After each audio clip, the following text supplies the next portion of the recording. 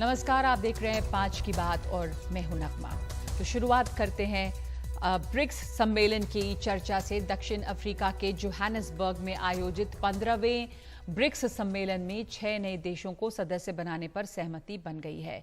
Brazil, रूस, भारत, चीन और दक्षिण अफ्रीका के अलावा अब Saudi Arab, Iran, Argentina, UAE, Egypt, Ethiopia को सदस्य बनाने का न्योता दे दिया गया है और उसके ऊपर सहमति है। और इस मौके पर प्रधानमंत्री मोदी ने कहा है कि भारत हमेशा से ब्रिक्स के विस्तार का हिमायती रहा है। उन्होंने कहा कि समय के साथ वैश्विक संगठनों में बदलाव जरूरी है।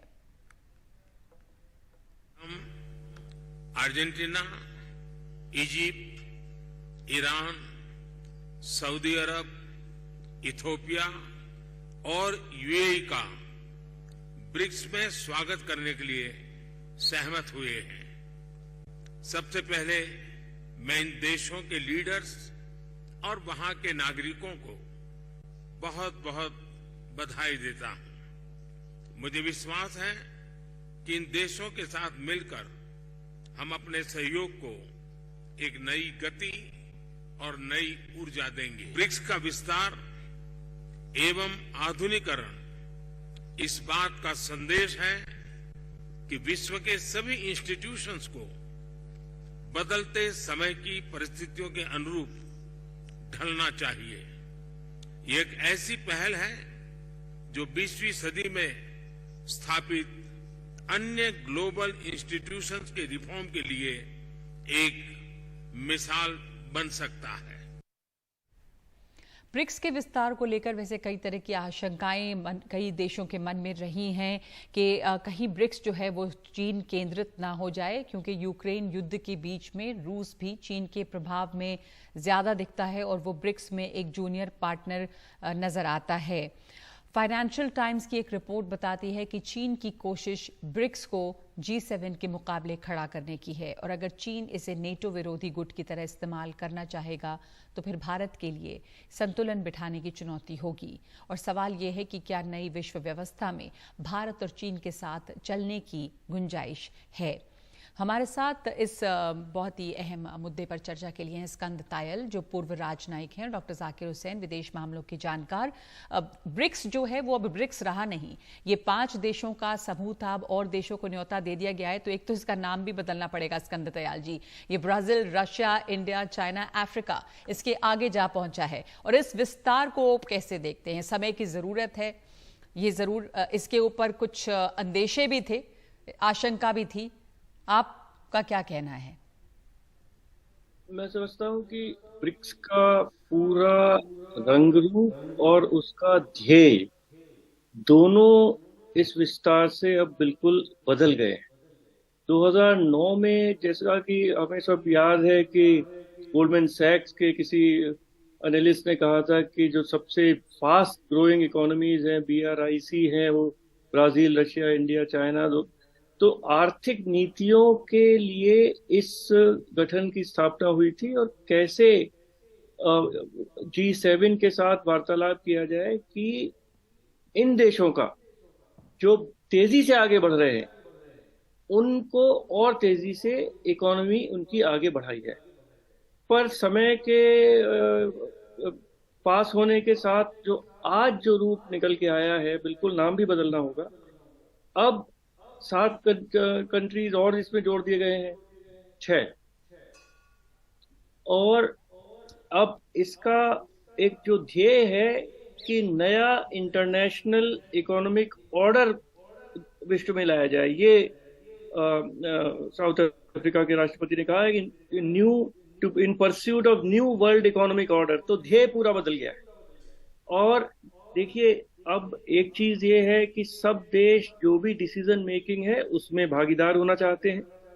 तो 40 देशों ने करीब प्रयत्न किया था कि उन्होंने कुछ इंटरेस्ट दिखाया था। 22 देशों ने फॉर्मली अप्लाई किया था ब्रिक्स का मेंबर बनने के लिए, क्योंकि वो चाहते हैं कि जो भी इकोनॉमिक डिसीजंस हों, जो भी दिशा ग्लोबल इकोनॉमी ले, उसमें उनकी भी आवाज हो। बिल्कुल सही कहना है जी। भारत ने अपनी तरह से प्रयत्न किया, ग्लोबल साउथ के स्पोक्स पर्सन बनने का प्रयत्न किया।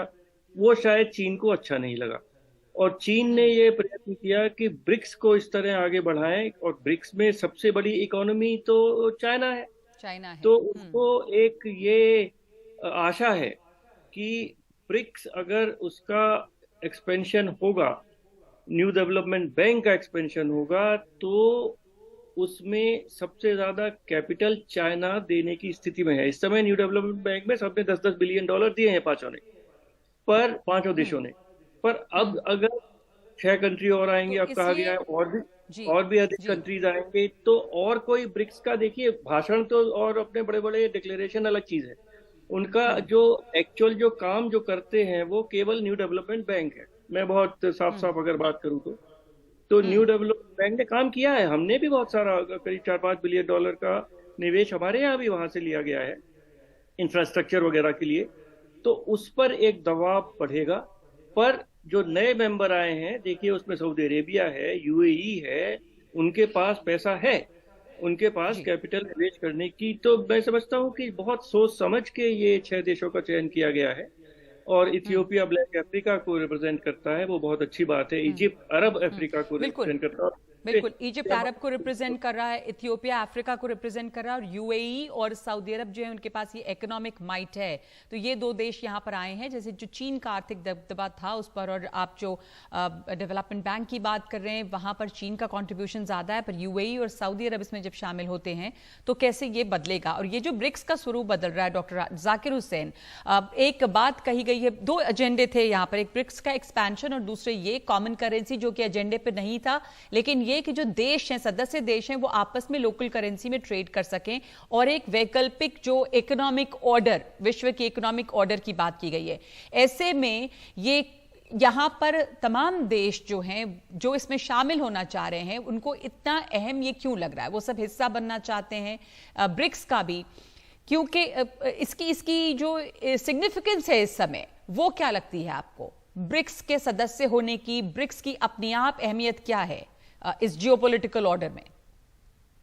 देखिए, जिस हिसाब से कंट्रीज जो है ब्रिक्स की तरफ आ रही है, वो खुद जाहिर कर रहा है कि ब्रिक्स की कितनी अहमियत हो रही है, खासकर उस वक्त जब इकोनॉमिक ध्रुवीकरण हो रहा है।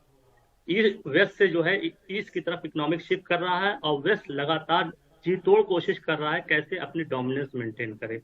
तो इसमें जो है कैपिटल सरप्लस कंट्रीज जो है मिडिल ईस्ट की कंट्रीज हैं, और 40 कंट्रीज अदर हैं। वो डॉलर जिस तरीके से रशिया के साथ बिहेवियर किया है, सैंक्शन लगाया है, उसमें 120 कंट्रीज उसके असर में आई हैं। उनका जो है स्विफ्ट के जरिए पेमेंट और सारी चीजें जो है रुक गई।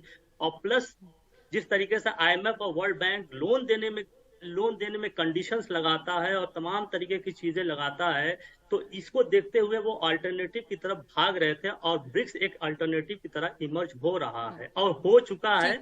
अभी तो 6 कंट्रीज को इन्वॉल्व किया है। मैं ये मान रहा हूँ कि मैं देख रहा हूँ कि अगले साल हो सकता है और कंट्रीज, जैसे 23 कंट्रीज ने अप्लाई किया है ऑफिशियली फॉर्मली, तो उनको और भी इंक्लूड किया जाए। इसका अगर डॉक्टर जाकिर हुसैन, आपने जो बात कही वो बहुत महत्वपूर्ण है। जो मल्टीलैटरल फोरम्स अभी हैं दुनिया में, वहां पे वेस्ट का दबदबा है, और ये लगता है बहुत सारे देशों को कि एक इवन प्लेइंग फील्ड नहीं है, तो एक बराबरी, एक समानता भी वहां पर चाहते हैं। जैसे आप देखिए कि बहुत ही सख्त इकोनॉमिक सैंक्शंस लगाए जा रहे हैं, या जो लोन्स के नियम हैं तमाम, वो पश्चिमी देश गाइड करते हैं। तो ये एक बड़ी वजह है जो इस नए इकोनॉमिक ऑर्डर की तरफ एक विकल्प की तरह देख रहे हैं ब्रिक्स को। जी बिल्कुल देख रहे हैं। तो बिल्कुल साफ है, मैं कह रहा हूं कि अगले साल हो सकता है और कंट्रीज इसमें शामिल की जाएंगी। और ये कहना कि सिर्फ चाइना का डोमिनेंस ब्रिक्स पर है, ये पूरी तरीके से सही नहीं जाहिर हो रहा, क्योंकि जो 6 कंट्रीज इंक्लूड की गई हैं उसमें 4-5 कंट्री के साथ इंडिया का बहुत अच्छा रिलेशन है। अभी इजिप्ट में भी फाइनल जो विजिट किया है, यूएई है, सऊदी अरब है, ये 3rd, 4th, 5th largest partner India के हैं, और बहुत हिस्टोरिकल रिलेशन है। तो कहीं ना कहीं चीन जो है इंडिया के कंसर्न्स को भी उसमें शामिल किया है, और इन कंट्रीज को, और इसी को देखते हुए यूएस के जो सिक्योरिटी एडवाइजर हैं जैक सुलिवान ने भी कहा है कि हमें कोई प्रॉब्लम नहीं है, we welcome in that way, because वो कह रहे हैं कि इंडिया, साउथ अफ्रीका और ब्राजील उनके दोस्त हैं, उसके थ्रू हम ब्रिक्स को कंट्रोल करने की कोशिश करेंगे। लेकिन इंडिया जो है वो भी एक मल्टीपोलर वर्ल्ड की तरफ जो है बढ़ रहा है। वो चाहता है कि वो कि एक डॉलर की पैरेलल करेंसी हो, जैसे कि हमने यूएई के साथ भी, यूएई के साथ और सऊदी अरब के साथ और 6 कंट्री के साथ रुपये में पेमेंट का मोड डेवलप कर रहे हैं। तो ब्रिक्स, हम ये नहीं मानते हैं कि ब्रिक्स जो है वेस्ट का पैरेलल आ रहा है, बल्कि मैं ये मानता हूं कि ब्रिक्स एक, जो हमारे प्राइम मिनिस्टर ने कहा कि वक्त की मांग है, वेस्ट उसको जो है समझने को तैयार नहीं। जी, एक छोटा सा सवाल इसमें बस जोड़ दूं, भारत के लिए कितना अहम है ब्रिक्स में रहना, और भारत के लिए एक चुनौती होगी बैलेंस करना, पश्चिमी ब्लॉक्स में भी है, क्वाड में है, भारत की जिम्मेदारी ज्यादा है इसमें कि ब्रिक्स को एक इकोनॉमिक फोरम की तरह बनाए रखना, उसको पॉलिटिकल और स्ट्रेटेजिक इश्यू से दूर रखना, ताकि ये अपने, क्या ये मुमकिन होगा स्कंद दयाल जी, जिस समय का जियोपॉलिटिकल माहौल है वैसे में ये डर है कि कहीं चाइना ऐसे G7 के खिलाफ अगर करता है इस्तेमाल, ऐसे प्रोजेक्ट करता है, तो फिर क्या भारत के लिए मुश्किल होगा बैलेंस करना? स्कंद दयाल, देखिए, मैं समझता हूं कि चाइना ने शायद प्रयत्न किया होगा, पर जैसा डॉक्टर जाकिर हुसैन ने कहा, जिस तरह से मेंबरशिप बढ़ी है उसमें कोई ऐसा संकेत नहीं है कि ये एक चाइना डोमिनेटेड ग्रुप बनने की दिशा में जा रहा है, तो उस तरह से हमें कोई अंदेशा नहीं होना चाहिए। दूसरी चीज ये है कि ब्रिक्स का जो स्थापना हुई थी वो फाइनेंशियल इश्यूज के लिए हुई थी, इकोनॉमिक प्रोग्रेस के लिए हुई थी, सस्टेनेबल डेवलपमेंट के लिए हुई थी, पर अब इसका जो रूप बदल रहा है कि ग्लोबल साउथ के स्पोक्समैन के रूप में या ग्रुप के रूप में ये शायद उभरेगा। देखिए, जो इकोनॉमिक डिसीजंस होते हैं वो ग्लोबल रूप में ज्यादातर G20 में होते हैं, जहाँ G7 के लोग भी हैं और इमर्जिंग इकोनॉमीज के लोग भी हैं, और G7 का अलग ग्रुप है जो कि वो अपना पोजीशंस कंसोलिडेट कर लेते हैं। मैं समझता हूं कि ब्रिक्स का जो भी नया रूप निकलेगा और ये बड़ी बड़ी इकोनॉमीज डेवलपिंग कंट्रीज की अगर उसमें होंगी, तो ये एक अपना संदेशा, अपना मिशन, अपनी एम्बिशंस और अपने ऑब्जेक्टिव्स लेकर आएंगी, तो ग्रुप ऑफ 20 दोनों का कन्वर्जेंस होगा और वहां हार्मोनाइज होके ग्लोबल पॉलिसीज आप उभरेंगी। जी, बहुत बहुत धन्यवाद आप दोनों का हमारे साथ शामिल होने के लिए, स्कंद दयाल और जाकिर हुसैन साहब। इस वक्त एक ब्रेकिंग न्यूज आ रही है और वो ये है कि चेस वर्ल्ड कप में, शतरंज वर्ल्ड कप को मैग्नस कार्लसन ने जीत लिया है और प्रज्ञानंद सबसे कम उम्र के उपविजेता हैं। कार्लसन को 1.5 अंक मिले हैं और प्रज्ञानंद को 0.5 अंक इसमें मिले हैं। तो ये जो वर्ल्ड चेस फाइनल चल रहा था उसमें एक टाई भी हुआ था गेम,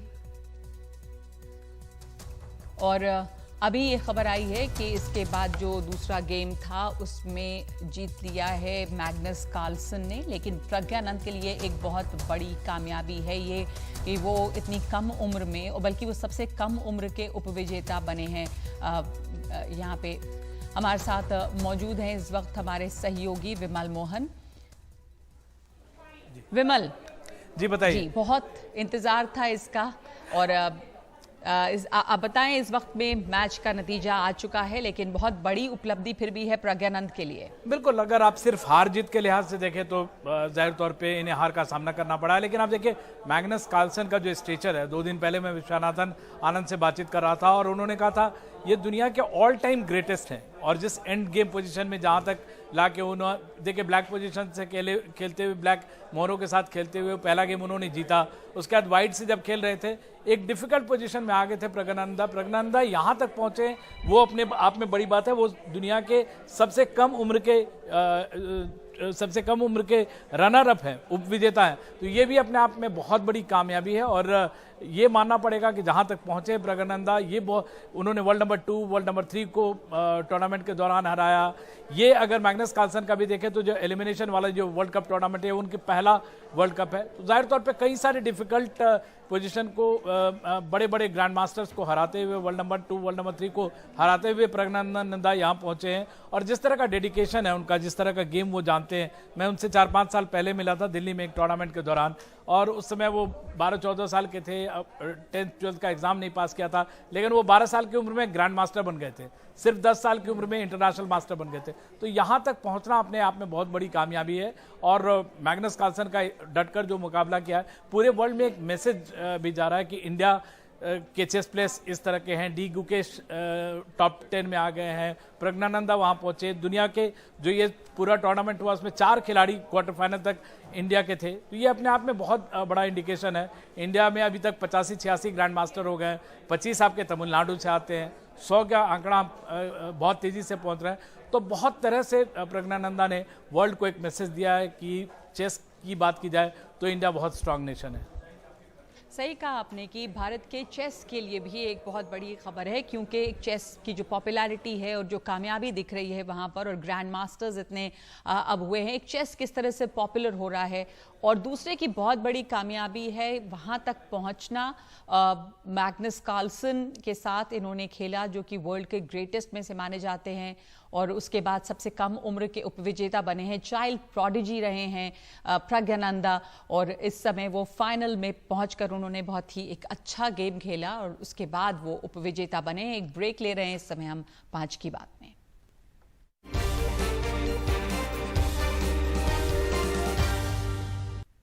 तो इस वक्त की बड़ी खबर, मैग्नस कार्लसन ने शतरंज वर्ल्ड कप जीता है। प्रज्ञानंद सबसे कम उम्र के उपविजेता हैं, और प्रज्ञानंद और मैग्नस कार्लसन के बीच ये वर्ल्ड कप फाइनल खेला जा रहा था। प्रज्ञानंद के साथ जो ये मैच खेला गया उसमें एक मैच ड्रॉ रहा, लेकिन दूसरे में मैग्नस कार्लसन ने प्रज्ञानंद को हराया है।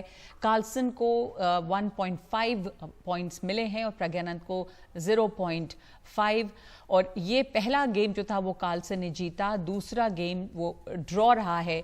लेकिन एक बहुत बड़ी कामयाबी है प्रज्ञानंद के लिए, जो सबसे कम उम्र के उपविजेता बने हैं। हमारे साथ इस वक्त जुड़ रही हैं Soumya Swaminathan, junior world cup champion. ये मैच सबको सब देख रहे थे और बहुत उम्मीद थी, और प्रज्ञानंद के लिए तमाम लोग ये उम्मीद लगाए बैठे थे कि वो एक और इतिहास रचेंगे। मैच गेम आपने देखा, आपको ये गेम कैसा लगा? एक बहुत बड़ी कामयाबी है कि कार्लसन के अगेंस्ट खेला उन्होंने, और जब रैपिड चेस में उन्होंने कार्लसन को हराया भी है पहले भी। तो ये जो गेम है इसके ऊपर आप क्या कहेंगी? फाइनल मोमेंट्स देखे आपने?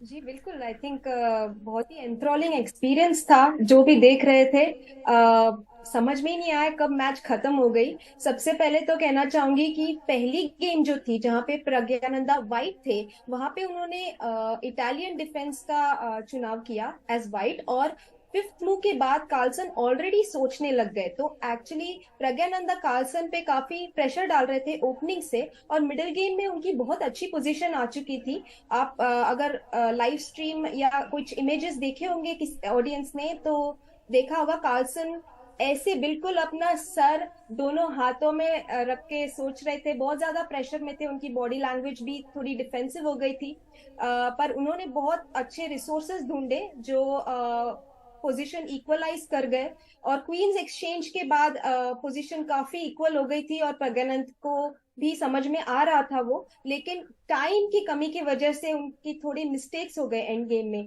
तो वो एक फैक्टर रहा जो कार्लसन के फेवर में रहा फर्स्ट गेम में। तो कार्लसन डिफेंसिव खेल रहे थे, आपको लगा कि प्रज्ञानंद के ऊपर इतना कुछ प्रेशर नहीं था, वो रिलैक्स थे?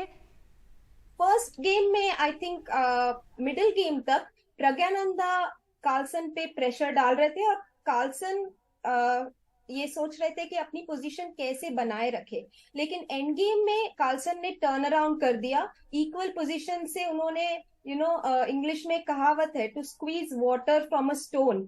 उन्होंने उनकी वो एक खासियत है उनके गेम की, जो वो सालों से दिखाते आ रहे हैं, और उन्होंने इस गेम में भी वही खासियत दिखाई। बिल्कुल इक्वल पोजीशन से उन्होंने एडवांटेज स्लोली बिल्डअप किया, और सबसे बड़ी बात, प्रज्ञानंद के पास बहुत कम टाइम बच गया था कंपेयर टू कार्लसन, और इसलिए उनकी जो लास्ट मिस्टेक थी पॉन टू A6, वो उनकी लास्ट मिस्टेक रही, और फिर प्रज्ञानंदा के ऊपर मेटिंग अटैक आ गया, और पोजीशन में भी मटेरियली भी वो डाउन थे, पॉन डाउन थे, तो इसीलिए उन्होंने रिजाइन किया।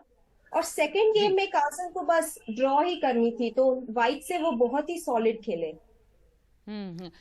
सौम्या, हमारे साथ मेरे सहयोगी विमल मोहन भी यहाँ पर जुड़ गए हैं। विमल, आप सौम्या से कुछ जानना चाहें? आप जूनियर वर्ल्ड चैंपियन हैं, 4-5 लोग हैं सिर्फ इंडिया में, सबसे बड़ी बात है, और ये बहुत बड़ी कामयाबी है। अगर उस लिहाज से भी देखें, जो भारतीय चेस के लिए एक 18 साल का लड़का मैग्नस कार्लसन को चैलेंज करता है, ये भारतीय चेस के लिए, इंडियन चेस के लिए कितनी बड़ी बात है। और आप जैसे प्लेयर इससे कितना इंस्पिरेशन ले रहे हैं? बहुत ज्यादा।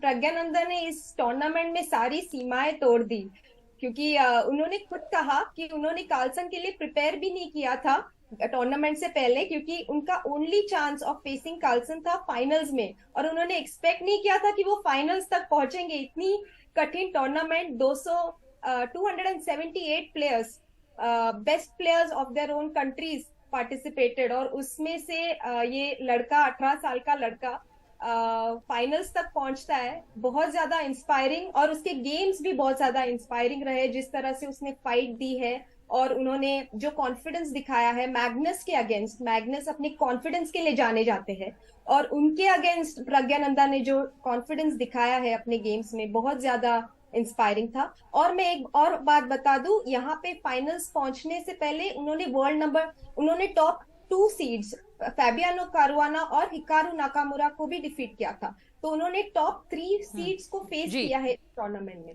हमारे साथ रमेश बाबू भी जुड़ गए हैं और संजय कपूर। रमेश बाबू जो कि हमारे साथ प्रज्ञानंद जुड़े हैं, और इसके लिए संजय कपूर भी आ रहे हैं। प्रज्ञानंद, सबसे पहले आपके लिए, आपने बोला था कि यहां तक पहुंचना, to reach up to this level, you did not plan for Magnus, so reaching up to this level, and Sanjay Kapoor is also there.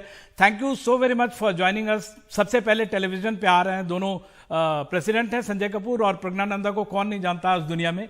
So reaching up to this level is a huge achievement. Pragnananda, how do you see? What is your first reaction? Yeah, first reaction is always about today's match. But I'm very happy to reach finals first of all, and to play against Magnus, it's always difficult. But I thought I would get some chances today, and I really got in the first game. But I messed it up, and with little time it can go either way, and it didn't go my way today. But I think overall I'm very happy with the way I was playing in this whole event, and finishing as a runner-up is, it's a good result for me. Yeah. Pragya, I wanted to ask you one thing. Everybody who's been watching this game saw that you had put Magnus Carlsen under pressure. He was playing defensive. You looked very relaxed. Yeah, first game was a big chance, but otherwise I think he was, when he got chance, he's always ruthless. It's a huge achievement playing against Magnus Carlsen, who's known for his for his confidence, and reaching up till here. Your journey has been commendable, and it's opening many opportunities for other chess players here in India. Yeah, I hope it inspires many people, and we get many more players coming into chess, and also chess, if chess grows, I'll be very happy. And I think it's happening already. So one question to both of you, Pragya and Sanjay sir, आप दोनों से, एक तो संजय, जो Magnus Carlsen एक match छोड़ के इनको कॉम्प्लीमेंट देने गए, आपको लगता है कि ये सबसे बड़ा कॉम्प्लीमेंट है? And Pragya, do you see this way that Magnus left his game and came to you and congratulated and also said, we want to become like Pragyananda? I'll say something on this. मैं इस पे कुछ कहना चाहूँ. Pragya is himself a good son and a star. Correct. For all of India. आज Magnus आए हैं, कल कोई भी चैंपियन होगा या कोई भी बड़ा प्लेयर होगा, he is sought to be big. मैं आपसे कहना चाहता हूँ, सबसे बड़ा सितारा बनेगा देश का. एंड विद हिज ह्यूमिलिटी, इसकी जो नम्रता है, इसको बहुत आगे लेके जाएगी. He is already a star, and मुझे ऐसा लगता है कि और बहुत सितारे हैं इसको छूने, बहुत आगे जाएंगे. प्रज्ञा, आपका रिएक्शन चाहेंगे. We want your reaction. The fans want your reaction on Magnus coming to you and congratulating between the match also. Yeah, of course. I didn't expect that because he was also playing a tiebreak game at that point. But I was just happy in that moment. It was, of course, a special moment, and I think, I was just happy. didn't really Pragya is think man of about few it. words. Man of few words, of course. But your deeds are speaking louder. I mean, much Absolutely. louder. और संजय, मैं इनसे मिला था 3-4 साल पहले, दिल्ली में एक tournament था और बचपना भी था, मुंह से जो हम लोग कहते हैं लार गिरना, 4-5 साल पहले की बात है। मदर हैं और दोस्त लोग हैं, एक चुलबुलाहट भी थी। ये थोड़ा मिच्योर और हो गए हैं, और खासकर जो नाकामुरा को हराना और वर्ल्ड नंबर 3 को हराना, करोना को हराना, आपको लगता है बहुत सारे प्लेयर, आपके 4 प्लेयर क्वार्टर फाइनल में आए, आपको लगता है प्रज्ञा में भी वो मैच्योरिटी आई है? आप एक बच्चे पे नहीं कह सकते, हम कह रहे हैं आप चारों क्वार्टर फाइनल में आ गए। अपने आप देखिए कि ये लोग कमाल का खेल रहे हैं। आप वर्ल्ड चैंपियनशिप है, आप वर्ल्ड कप है और आप खेल रहे हैं, और 4 बच्चे 8 में से हमारे देश के, कमाल की बात है, गौरव की बात है। हर भारतवासी के लिए गौरव का क्षण है। और इनकी माताजी मेरे साथ बैठी हैं, मैं चाहूंगा कि व्यूअर्स को इनको दिखाइए, इनकी मेहनत है। आप उनको स्क्रीन के सामने ले आए संजय, अपने पीछे ले आइए। हाँ, लेके संजय, अगर आप अपने पीछे ले आए उनको, या आप ये मेनी कंग्रेचुलेशंस, नमस्ते और बहुत बहुत मुबारक हो आपको। आपकी तस्वीर पूरी दुनिया देख रही थी, आप प्रज्ञा के साथ साथ हमने तस्वीर देखी थी विमल, इनकी वायरल तस्वीर थी। बिल्कुल, बहुत मुबारक हो आपको। आप कुछ कहना चाहेंगी इस मौके पे? Any language ma'am, any language you want. You're happy the way he played, the way Pragya played? All right, Pragya, let me ask you. I mean, I know it must be really, really a great support for you that your mother was around. How big a support was that, and how reassuring? Yeah, of course, it's a huge support, because also this tournament, it has been going for 4 weeks already, and it's one of the longest event, and I think, and the support, like coming here alone, it's just not easy. And for me, I have my mother, so it's like she knows, she has been traveling with me always, and she has been a huge support for me. We also heard, न सिर्फ इनकी mother, इनकी बहन वैशाली इनसे बड़ी है, जिनसे inspire होकर प्रज्ञानंदा यहाँ तक पहुंचे, और वो बीमार थी, हॉस्पिटल में थी। We spoke to her. Pragya, do you want to say convey any message for your sister, because she's been like your guru in think tank? She could not come here, and probably had she been here, I mean, the game would have been a little different, probably. Yeah, she was playing here in this tournament, and she got knocked out in round 3. She also played very well, but okay, it's very unpredictable event, and anything can happen. And she's also playing a lot of events that's coming up. Like I think yes, Pragya, my we all family were is following your the final tournament and reading every bit that came out, and we also heard that your mother, of course, was a huge support. She also ensured that you got your favorite food every day. Yeah, I really prefer Indian food over the food that we have here. So yeah, sometimes my mother cooks for me. So after it's this always exhausting like game, all the time she cooks for him. What will you have? What will you have now? What is your favorite food? What will you have now? Yeah, I'm hoping to have South Indian. I'll take you to a South Indian restaurant. That's lovely. Sir, Vimal ji, यहाँ पे हमारे साथ भरत सिंह जी भी हैं, जिन्होंने नींव रखी है भारतीय चेस की। मैं चाहूंगा वो भी उनसे भी बात करें, और उनके भी अगर आपके पीछे आ सके, क्योंकि आपके स्क्रीन में। हाँ, बिल्कुल। Bharat ji, thank you so very much for joining us. And कितनी बड़ी बात है, आपने अब कुछ दिनों पहले आपने मुझे कहा था कि इंडिया में कोई भी चेस प्लेयर बेरोजगार नहीं। ये सिर्फ इस गेम की खूबी है कि जो चेस खेलता है इंडिया में वो बेरोजगार नहीं है। आज इन्होंने एक नया ब्रांड आपको बना दिया, इंडिया को जो एक नए मुकाम पे ले गए। भारतीय चेस के लिए बहुत बड़ी बात है। I think you people play a great role making anybody brand. Pragya, I mean, Indian chess is really doing well, especially Pragyananda by coming here in final. It is not easy, and playing and at such a age, 18-year-old. I mean, we don't see such things in any other sports. So I think it's really great. Sanjay sir, अगर आप प्रज्ञा को एक बार screen पे ले आए, because India अभी पूरा India उनको देख रहा है, और ये Praga, I mean, who do you rate the other Indian players like Vishwanathan Anand? He ruled for almost 40 years in across the world for chess. Who do you rate? I mean, because you beat Arjun also in, during the tournament. Who do you rate the closest to Magnus in this tournament? Any Indian you would want to name? Any Indian? Yeah, of course, Anand sir is still at the top and has been playing extremely well whenever sir plays. And yeah, like we have Gukesh, Arjun, and like we have a lot of players and we are all working hard and yeah, trying to get stronger. And Gukesh has already gone to the top 10, so we are also hoping to go into the top 10 soon. बहुत strong bench है नगमा, ये बहुत बड़ी बात है. One last thing I wanted to ask you, Pragya, during this tournament and the World Chess Championship, any moment you would like to relive and tell us what was a very difficult or a nervous moment or something special, the memory that you have, or what was the most difficult time that you had during this? Yeah, I think all the matches are very difficult and like everyone comes here with their full prep and it's very difficult to beat even one opponent. And I'm very happy that I managed to come to the finals. And I think this whole tournament has been last question, if you allow very me. good. Yeah, Pragya, what's next? What's your next target now? Next target, I have just candidates coming up next year.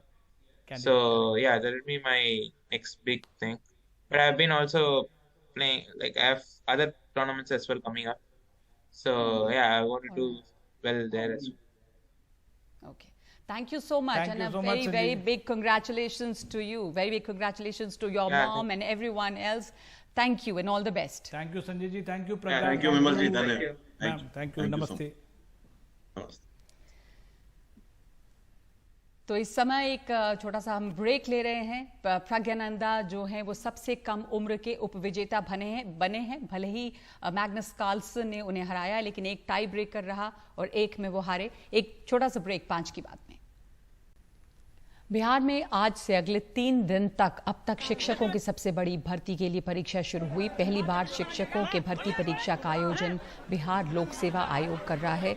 1,70,461 शिक्षकों के इस भर्ती परीक्षा में 8 लाख अभ्यर्थी पूरे राज्य में 876 परीक्षा केंद्रों पर हिस्सा ले रहे हैं. पहली कक्षा से 5वीं तक के करीब 80,000 शिक्षकों के पद के लिए 6,75,000 उम्मीदवार शामिल हो रहे हैं. पटना रेलवे स्टेशन पर इसके लिए इस तरह की भीड़ नजर आई.